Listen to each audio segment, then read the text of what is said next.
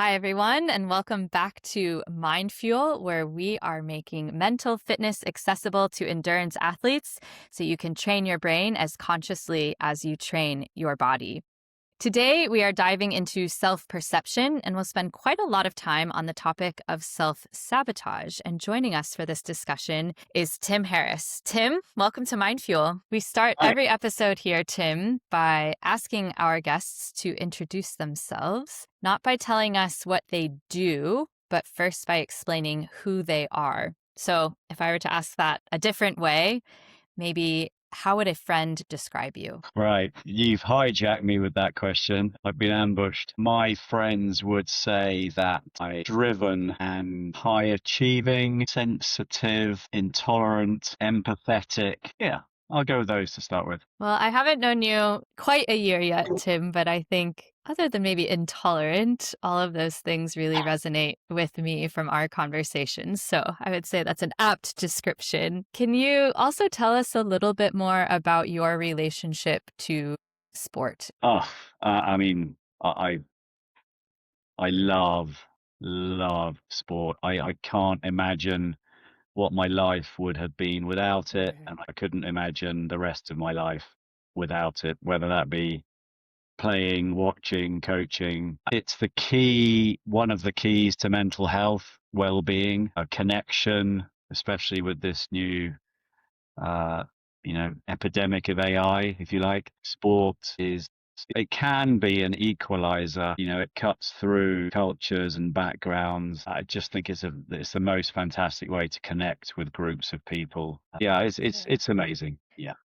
Tim, we were introduced because a mutual contact heard about the Mindfuel project and said, "Oh, I know someone who rode the Atlantic," which may be the definition of endurance achievement. So, could you tell us a little bit more about that undertaking before we dive into some of the mental side? Yeah, I am answering your question here, but it's slightly circuitous. I was in the city for about 25 years, and towards the end of that tenure, it was particularly stressful, and I started to question, what I was doing, why I was doing it, who I was surrounding myself with, and I realized it was bad for me, and that I'd done my time, and there was no point pursuing.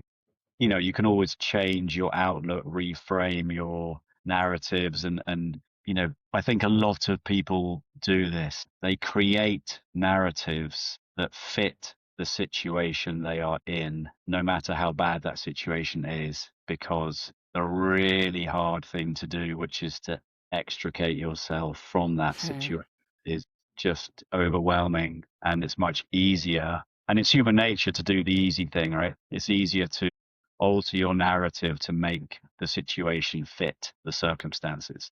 I knew I didn't want to do that, but I knew if I didn't do something about it, that I would still be there 10 years later. The city is littered with unhappy people that wish they had left 10 years ago, but for whatever reason, and I'm not judging, for whatever reason, they stayed. I didn't want that to happen, but it was too big a leap to just leave. It was too big a void ahead. And I've been following the Atlantic Row for, 15 or 20 years, having been lucky enough to go to Antigua a few times when I, and yeah, it just came to me. It was probably the only epiphany of my life. I need to do that row. It's just sprang into my mind, and I immediately knew that it ticked, if not every box, then as near as damn it. And it was it. I realized that it would get me out of work. I realized that if I signed up for it, I would either have to resign because the training was so onerous that I couldn't do my job, or halfway across the Atlantic, I would realize I couldn't go back to the job I was doing. Either way, I would leave my job. And so yeah, that was it. I just signed up for it. And so, did you leave work and train? I No, I stayed at work Okay. and started training. And then actually I realized that although I could do my work and train, well, actually by that stage, my mental health had deteriorated quite significantly. So I ended up leaving before the row. And when did the row begin and end? The row started on December the 12th, 2021. We flew out. I say we, my lovely mate Simon and I flew out, I think, on November the 23rd to La Gomera. This was a really sad part of the story, actually, but it all adds to the story. We left at about 4 a.m. I think our flight was 6 a.m. And the night before, I had just very quickly gone in and said goodnight to the kids, as I normally would.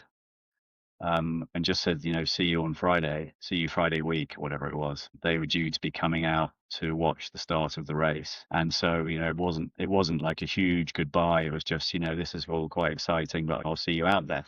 And then when we were out there, they got locked down by COVID and couldn't come out. So that meant not seeing them for 3 months, which was really hard. That's painful. But yeah, December the 12th, 2021, we left La Gomera and we arrived just before midnight on February the 1st, 2022 to Antigua. Yeah. A long time out at sea.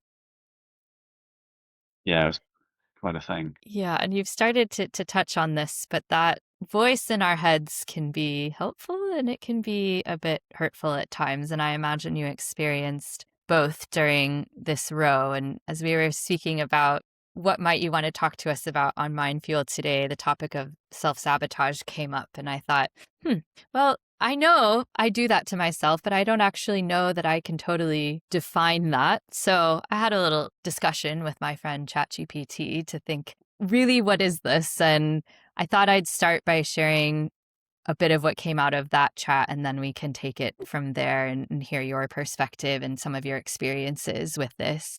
Yeah, great.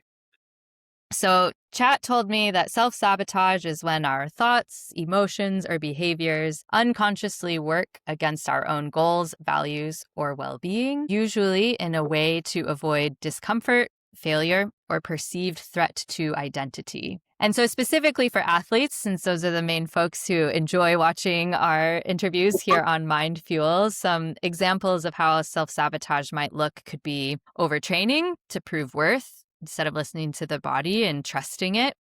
Definitely fallen into that camp, as I've spoken about my REDS challenges over the years. There could also be intentional underperformance to avoid the vulnerability of going all in and then perhaps not achieving what the goal was. Could be dismissing success because it feels undeserved, probably classic for that as well. Or clinging to rigid identities like, well, I'm only valuable if I win or if I do the ultra marathon, not just the marathon, for example. So I guess in summary, it really comes down to being a misalignment between self-perception and self-worth, and perhaps even some dependence of your self-image on performance or achievement. And so subconsciously, if that's what we're depending on to sort of give ourselves that identity or that confidence, then our subconscious may do anything it can to protect that and maybe even derail us. So I see you nodding. I'd love to hear your thoughts on how that aligns with how you think about self-sabotage, and if you're willing to share some examples that maybe augment what I've just shared about athletes or things that you've experienced in your life that may resonate. Yeah, ChatGPT is annoyingly good, right? That's a pretty. I've stolen your thunder. I'm not quite sure what to say about that. But no, I resonate with a lot of that and sort of, guilty as charged, same as you. A lot of it is about protectionism. Some people call it the protector, in fact. Ultimately, our brain is trying to keep us safe. And whether it's by reinforcing your own narrative or it's placing a narrative in your mind. A lot of this becomes quite paradoxical because you can imagine you've got your brain is your own, but the subconscious element of it is at least part protector, and that goes back thousands of years. And yet you have your own thoughts as an adult, you have your own opinions, and your subconscious is arguing with your own opinions to try and keep you safe. And that, and like sort of the more you know that, the more it becomes a game of chess where you're thinking, well, hang on a sec. If it knows I'm thinking this and I'm about to say this, then it's going to reply this. And so I need to be 3 steps ahead, and it all becomes, it's sort of, you start getting into quantum realms. But yeah, effectively, it's hard to know whether it's the protector's narrative or your own. But the long and the short of it is that you can end up, one of the classic saboteurs is the procrastinator. And there are many reasons, why you do that. Why do you put off doing things? Is it fear of failure? Is it that, you only wanted to achieve that because of something that happened in your past? Are you trying to impress dad? Is it a school issue? Did you have siblings that were better than you at something, and therefore you're pushing yourself to do something else? Are you trying to get attention? It's almost like toddlers. They try to get attention by breaking things, and adults all have a kid inside them, and sometimes at whatever age you may be, you're seeking relevance, you're seeking recognition. I don't know. Another saboteur is like the negative self-talk. I've never met anyone that hasn't, done that at some point. What's the point of that? I mean, we all do it, but we all know it's pointless.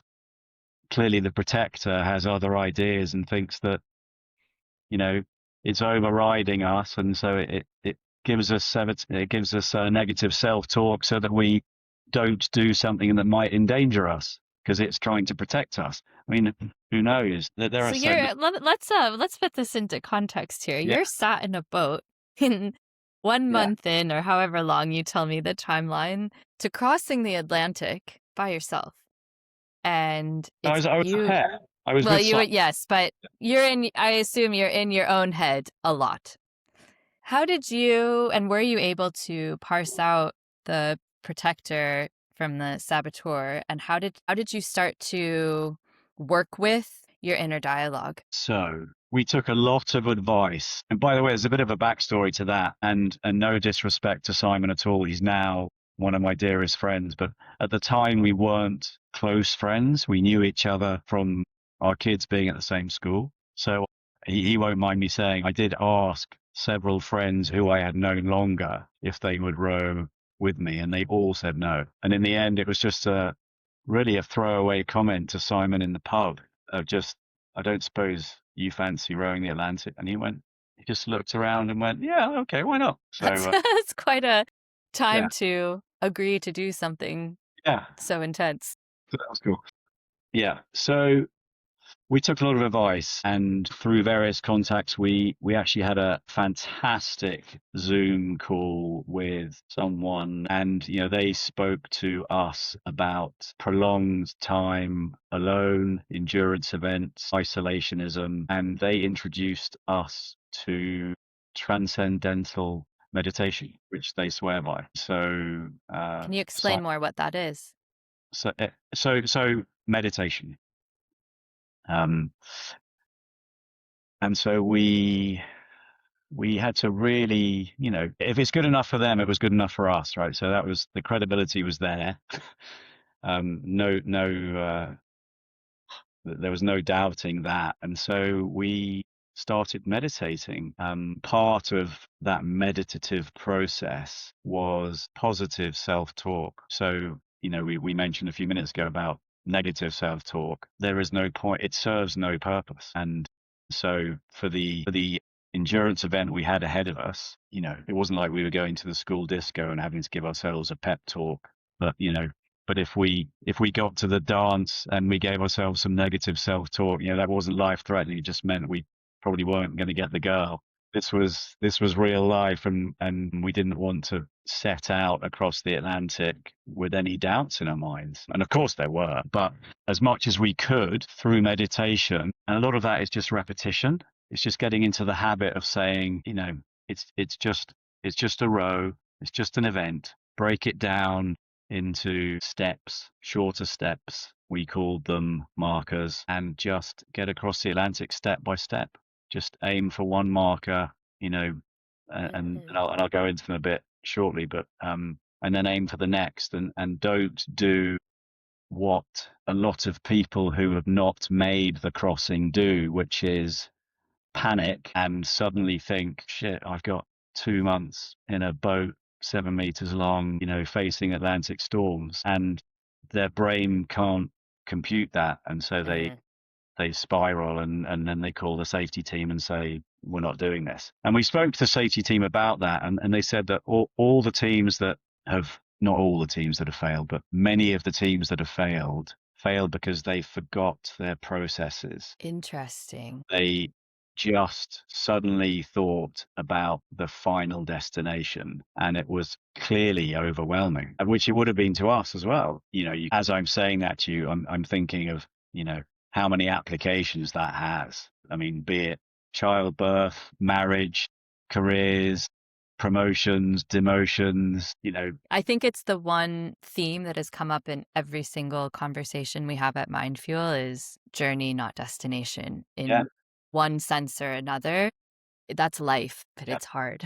We tend to be, especially in these endurance athletes, we tend to be very goal orientated, and can be a hard habit to break. Yeah, but it makes so much sense Totally. to enjoy the process, and you've probably heard this from some of your other guests, but if you've got one eye on the destination, then you've only got one. You've got to enjoy the process. Otherwise, you face this inevitable cliff edge when you reach your goal, and that's the worry. I guess the worry is that you get overwhelmed as well and actually don't achieve anything. But it's equally as worrying if you don't think about the process, and then you get to achieve your goal, but you haven't actually enjoyed getting there or thought about what you're going to do afterwards. And then you add, like, then you get more self-sabotage, you get regret and more negative self-talk. Yeah. What a waste of 2 years training. I didn't even enjoy it. So yeah, we sidestepped that one. That was great advice. And I imagine then, based on what you've just said, that was immensely helpful when you did finish. And you and I have spoken about this previously. It's a big thing to come back to normal life, shall we call it, back to your family, back to a different routine. So, how did that meditation and the focus on the journey help or not your reintegration after the row? It was really, really difficult reintegrating, actually, partly because we were in a lot of pain. Simon couldn't feel the tips of his fingers for a year, and we were walking like old men. I mean, we're not exactly young, but we were walking like particularly old men for a good few weeks, and our hands were clawed, because you get rower's claw because you've been gripping your oar Hmm. for so long.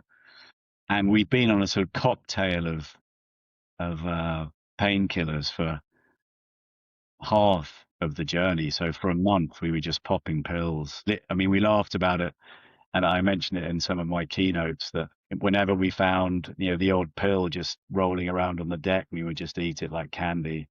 Like, no idea what this is or whose it is, but I'm in pain, so I'm going to have this. And so when we forgot to take painkillers when we arrived, the day after, and we were in so much pain that we had to wean ourselves off the painkillers. Because you imagine your calf muscles have virtually disappeared because you haven't walked for 2 months. Yeah. But the walking muscles in your lower back had just withered, and your hands were clawed, and we found it quite difficult being around people, all the noise, because we'd I can been, imagine. it had been really quite peaceful for a lot of the road. Going through COVID lockdowns, I felt it was hard to come back and be around noise, and that was nothing compared to being just surrounded by nature and with one other person. So I can only imagine. how overwhelming that was. Yeah, reintegration was so the cliff edge I mentioned, I had sidestepped that, I thought, because before I went away, I became qualified as a business and personal coach with a view to that being my next career after the row. So I was trying to, make sure there were no cliff edges. But famously Michael Phelps and Johnny Wilkinson, they both had Yeah, severe depression. They are, they did. after Michael got his 9 goals and Johnny kicked the World Cup winning goal. Because I guess, I mean, where do you go from there? Totally. Um, Yeah. And Tim, how have you applied, whether it's meditation or any of the other kind of techniques that you learned around mindfulness and kind of combating this saboteur, shall we say? How have you applied that since you've returned to normal life? I'll use that in air quotes. I'd say my default now is optimism rather than pessimism. Mm.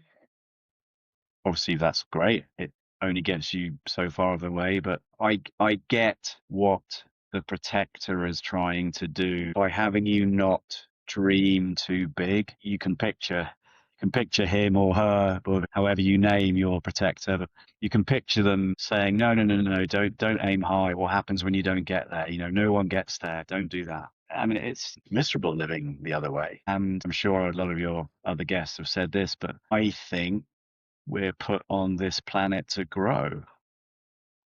And if you don't aim higher, push for more, then you don't grow.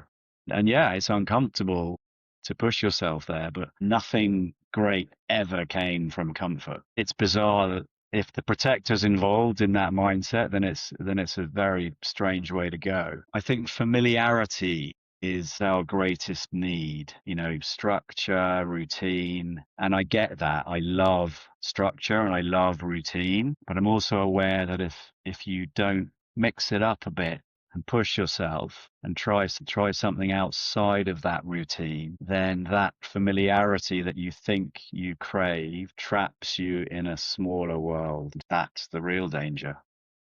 Um, there's a line I use in one of my talks, and I think it's quite hard hitting, but imagine getting to the pearly gates and meeting the person that you could have become. Mm. That would be, to me, the definition of depressing. Powerful question to end our session on. Thank you so much, Tim. You've alluded to it a few times about being a speaker and a coach, so I'd love for you to briefly share what it is that you do and where people can connect with you if they want to continue this conversation or explore working with you. Right. So the speaking, I do, but it's not my profession. I do it every now and again. What I now do is I help small business leadership teams who are struggling, have maybe hit the ceiling, are frustrated, nothing's working. They've got issues with people, issues with data, issues with processes. People in those situations, they now call me in and I basically try and steady the ship and set them on the right path and basically bring clarity to chaos and put them in a better place. My passion really is more people than business. People so often are the business, 90% of the time 100%. they are the issues. Yeah, I like to put people in a better place. That's what I do now. So yeah, if I guess if there are any small business owners out there, get in touch. They'd be lucky to work with you if you can share even a fraction of the wisdom that you've given us today. So, Tim, thank you so much. Thanks. All of Tim's contact details will be on our website in the experts section, as always. And if this resonated with you, please do like and comment, also subscribe to the channel. Any follow-up comments or questions for Tim, you can leave directly on the episode or email us at connect@mindfuel.fit. And as always, if you haven't already, please check out the other content here on the channel, as well as our website, mindfuel.fit, where you can also subscribe to the mailing list. Tim, thank you again so much. And thanks to all of you for joining us. Thanks. Happy and healthy training, and we'll see you next time.